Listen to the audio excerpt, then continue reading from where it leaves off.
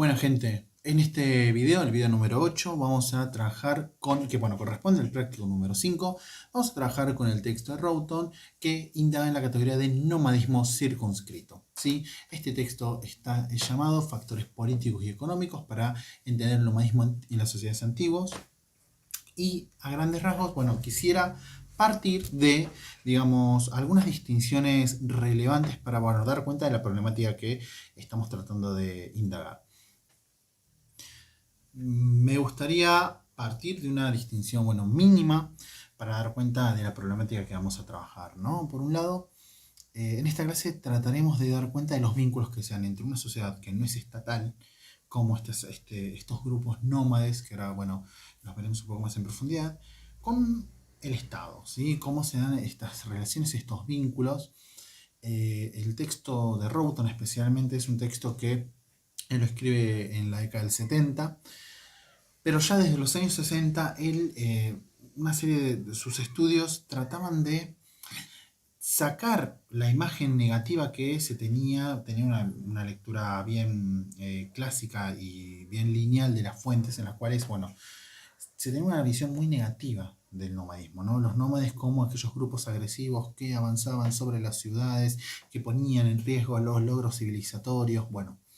Esa lectura de la siriología estuvo muy marcada durante la primera mitad del siglo XX.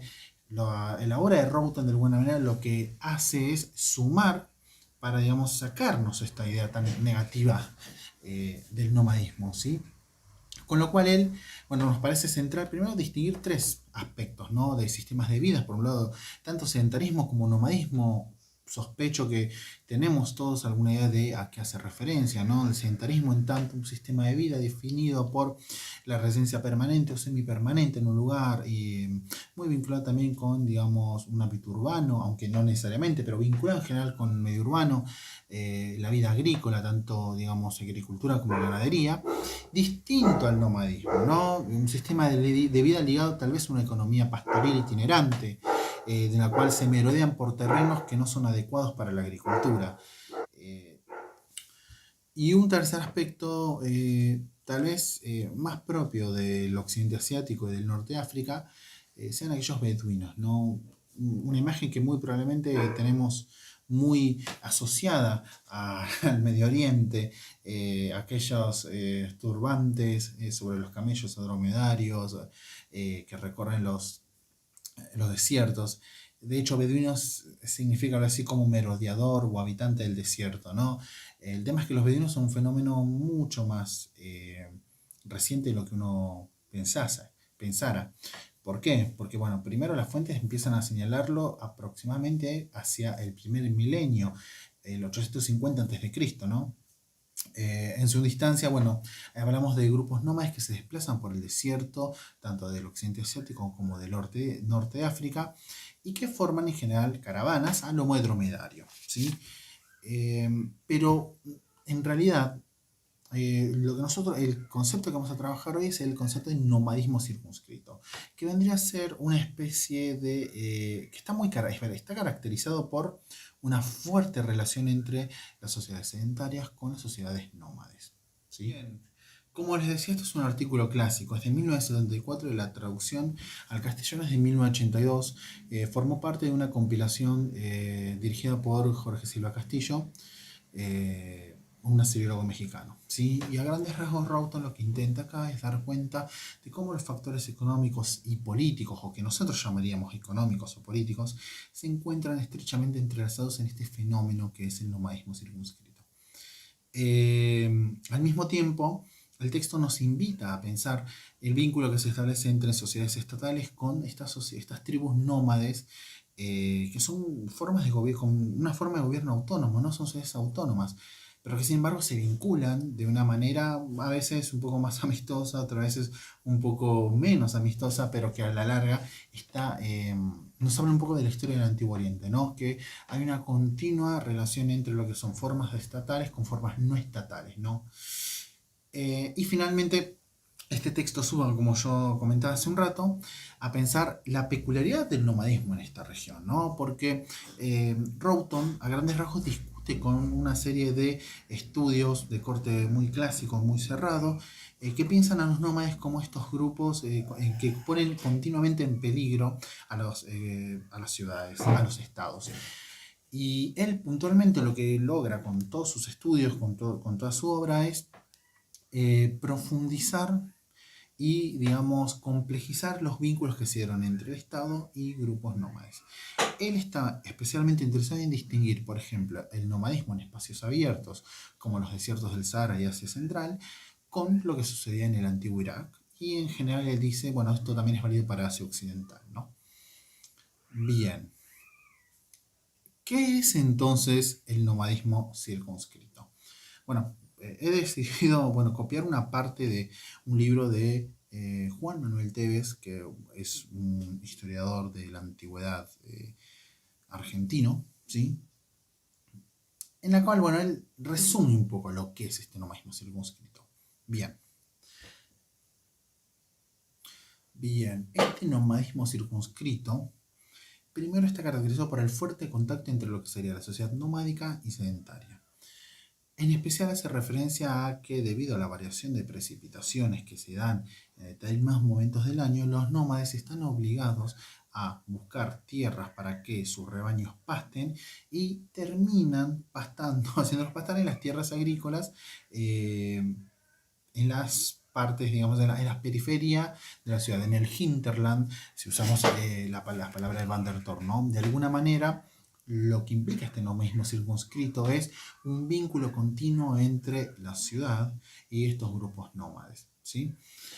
Ahora bien, este nomadismo circunscrito no solamente beneficia a estos nómades, digamos, este vínculo de nomadismo circunscrito no solamente beneficia a los nómades, que los nómades puedan llevar, por ejemplo, sus rebaños hasta las tierras de la ciudad, tal vez, por ejemplo, también beneficia a las mismas ciudades, pero no solo los grupos, las sociedades nómades se beneficiaban de este desplazamiento temporal para hacer pastar a sus rebaños, sino también los pueblos sedentarios, ¿no? Por un lado, los animales que fertilizan las tierras agrícolas, pastan y fertilizan las tierras agrícolas, pero al mismo tiempo los grupos pastorales ofrecen una serie de servicios que son realmente esenciales para la vida urbana. Por un lado, proveer de productos animales esenciales, ser activos agentes comerciales, y acá, está muy bien marcado, mano de obra civil y militar. En este sentido, está muy bien lo que acá señala Tevez, ¿no? Que tanto en el tercero como en el segundo milenio no existió el nomadismo en estado puro y había un vínculo establecido entre lo que sería la sociedad nomádica y las sociedades sedentarias. Y me parece que esto es lo que rescata mucho Roughton. Creo que este es el gran aporte de Roughton. No puede pensarse un nomadismo puro, sino que hay un vínculo entre estos dos grupos. Y el nomadismo circunscrito es el producto de ese vínculo. Hay un par de cuestiones que quisiera rescatar del texto vinculados tal vez con la parte más metodológica. Voy a ser breve en esto porque me gustaría profundizarlo tal vez cuando estemos analizando las fuentes incluso, pero me parece que nos sirve para entender cómo se produce este tipo de análisis de la historia antigua, ¿no? Por un lado, hay una utilización de la antropología política, ¿sí? Y de un método que él va a llamar método diacrónico, ¿no? Este método diacrónico, esta historia de inversión, él lo que va a hacer es, digamos, aplicar ciertas ideas, ciertas hipótesis, ciertos estudios sobre lo que vendrían a ser las sociedades nómades contemporáneas en la antigüedad, ¿no? Con lo cual, es problemático porque, él sin embargo dice, esto yo lo puedo hacer porque es muy parecida a la sociedad nomádica de principios del 2000, de 2000 años anteriores de Cristo y la actual, ¿no? 2000 años después de Cristo. Con lo cual, uno como historiador podría poner un manto de sospecha en eso, pero ese método está muy bien que lo explicite para que nosotros también, digamos, lo tengamos en cuenta, ¿no? Así que, en cierto sentido, es lo que a él le permite pensar cómo se vinculaban estas sociedades nómades con los estados, motivo por el cual él llega, digamos, a una conclusión. Hay otra cuestión en la página 27 que me parece esencial señalar también, y está vinculado con la confusión que se establece entre una sociedad tribal y una sociedad nómade. Él dice, voy a leer literalmente porque me parece que es una cuestión metodológica también, ¿no?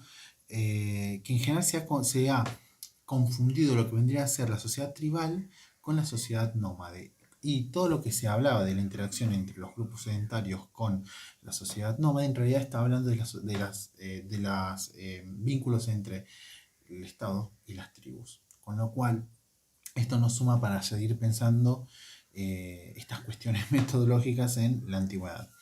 Por otro lado, él también agrega un tercer aspecto que es esencial. No hay una palabra para hablar de nómades o sedentarios ni en sumerio ni en acadio, pero sí hay un vocablo que él utiliza que es el vocablo naum, que es el vocablo naum, que es una palabra para definir el grupo migratorio.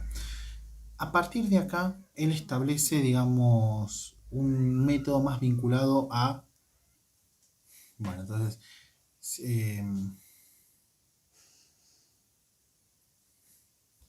y acá viene una cuestión que él, bueno, ya se sale de ese método diacrónico que él propuso para ya pensar en métodos sincrónicos, es decir, él estudiar con las fuentes de esa época, esa misma época, ¿no? Entonces, acá apareció otra cuestión. Hay un problema y es que tiene que ver con la pequeña cantidad de veces que aparece nombrada este vocablo, ¿no? En general, gran parte de la visión que se tiene sobre los grupos nómades está vinculada con los documentos que los nombran, los mencionan como grupos de invasores o de bárbaros.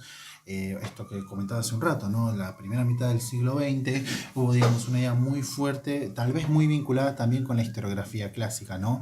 La idea de que el Imperio Romano cayó por estos grupos bárbaros, bueno, de alguna manera se traspasa acá, ¿no? Entonces los grupos nómades en el antiguo Asia Occidental eran también grupos invasores, bárbaros, que, digamos, ponían en peligro la vida pacífica de las poblaciones sedentarias. Ahora bien, una cuestión que también es central es que hay muy poca evidencia al mismo tiempo, es decir, se lo menciona muy pocas veces a este vocablo durante, digamos, 3000 años, ¿sí? El periodo donde más cantidad de veces se encontró esta palabra es en el periodo neoasirio. Pero algo cambió. ¿Qué es lo que cambió? Bueno, lo que cambió fue el descubrimiento de los archivos del Palacio Real de Mari. Ahí la tenemos ubicada, ¿sí? Y veremos un poco nuestro encuentro, vamos a profundizar un poco, que el encuentro que se hizo de este palacio y una enorme cantidad de tablillas permitió profundizar muchísimo en los vínculos que se establecieron entre los grupos nómades con las sociedades urbanas. Y esto es central, ¿sí? Esto de nuevo lo profundizaremos un poco cuando trabajemos las fuentes en nuestro encuentro. Bueno, entonces, retomando un poco, ¿no? Este nomadismo circunscrito está hablando de el rol que tiene el clima y, bueno, acá he marcado lo que hemos también discutido un poco en clase, la discontinuidad ambiental de la región, ¿no? Las mismas peculiaridades geográficas del Asia Occidental hacen que estos grupos busquen en momentos de variaciones climáticas mover sus rebaños a las tierras agrícolas, ¿no? Factor central que Roberto nombra, que es el riesgo económico. Tal vez la palabra a nosotros nos suene un poco contemporánea, pero lo que él intenta decir de fondo es el problema de la reproducción misma de estos grupos. Es decir, estos grupos nómades necesitan, digamos, llevar este ganado menor hacia estos rebaños agrícolas, hasta estas tierras agrícolas, porque de ello depende su supervivencia en tanto grupo social. Entonces, resulta central el vínculo que se establece entre estos grupos con las sociedades urbanas. Ahora bien, el riesgo económico podría traducirse en, bueno, sequías ocasionales, inviernos muy fríos, pero en general también está vinculado al problema estructural anual de las estepas áridas en el verano. En la página 29 lo comento un poco, justo acá tenía el texto. voy a citar una parte directamente. La razón de esto, página 29, segundo párrafo. La razón de esto es que durante el verano en las estepas solo hay suficiente agua y pastos para una porción reducida de ganado. Aquellas tribus que tienen muchas ovejas deben, por lo tanto, trasladar durante el verano su ganado fuera de la estepa hacia la zona agrícola. Esto significa que la migración estacional anual hacia la zona agrícola implicaba a las tribus nómades más numerosas, aquellas que cuentan con la mayor capacidad militar potencial y la mayor fuerza política.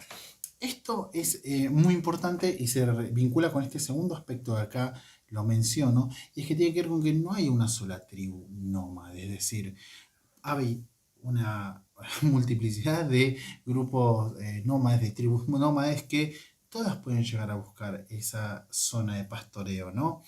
Esto él lo comenta un poco en la página 30, ¿no? Cito también. La vida de los Nahum, segundo párrafo. La vida de los Nahum estaba marcada por el peligro y la incertidumbre. En el invierno, cuando emigraron hacia la estepa, podían tal vez encontrar sus pasturas de invierno ocupadas por una tribu más fuerte.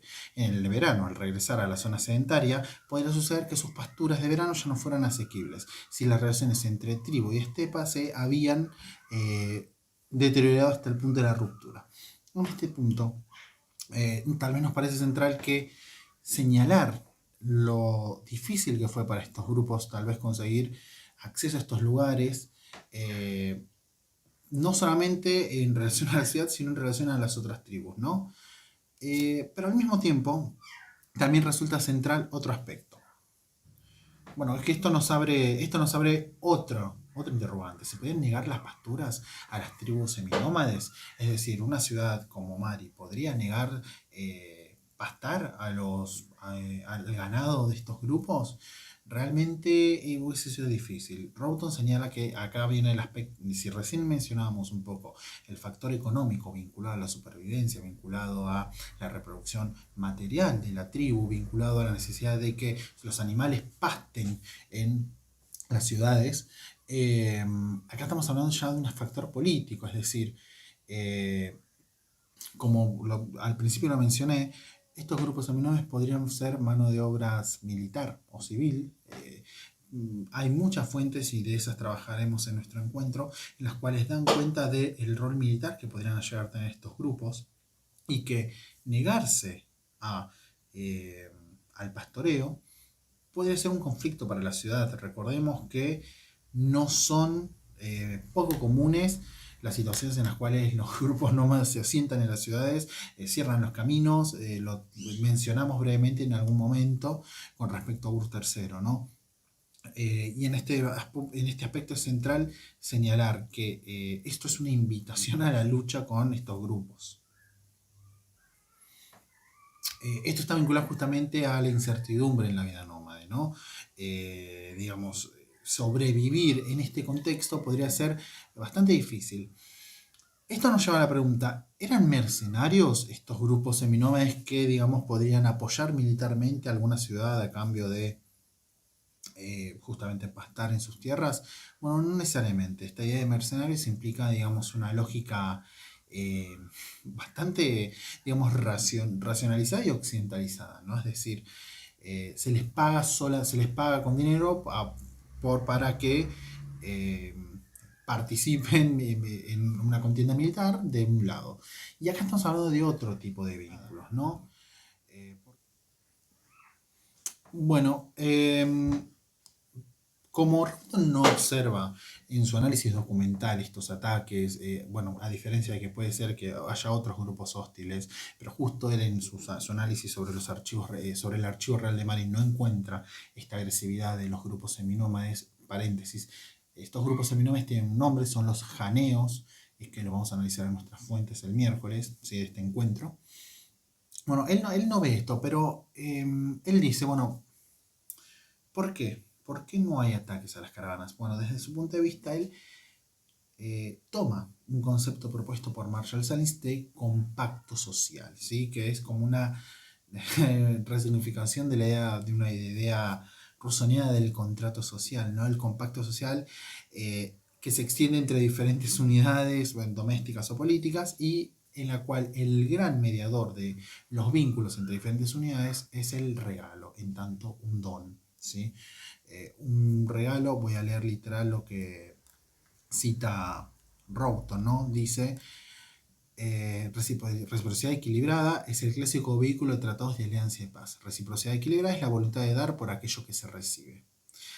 Ahí parece recibir su eficacia como un pacto social. Entonces, desde el punto de vista de Roughton, ceder, digamos, el usufructo de las tierras agrícolas en determinado momento del año para estos grupos seminómades es un regalo, puede entenderse como un regalo en esta sociedad, ¿no? Y también obliga, ¿sí? Se está otorgando algo y obliga a estos grupos seminómades también a tener determinadas actitudes y también, digamos, los pone en una obligación de volver a dar. Y en este contexto se da justamente, bueno, una serie de relaciones entre grupos nómades y las sociedades sedentarias. Voy a cortar acá. Podríamos profundizar en algunas cuestiones más. Yo cité como algunas páginas, me parece que son como importantes. Creo que esto de la 32 y la 33 con el compacto social, deténganse mucho ahí, reléanla, porque queda muy claro este concepto y cómo podemos entender el vínculo entre estos grupos seminómades con los grupos sedentarios.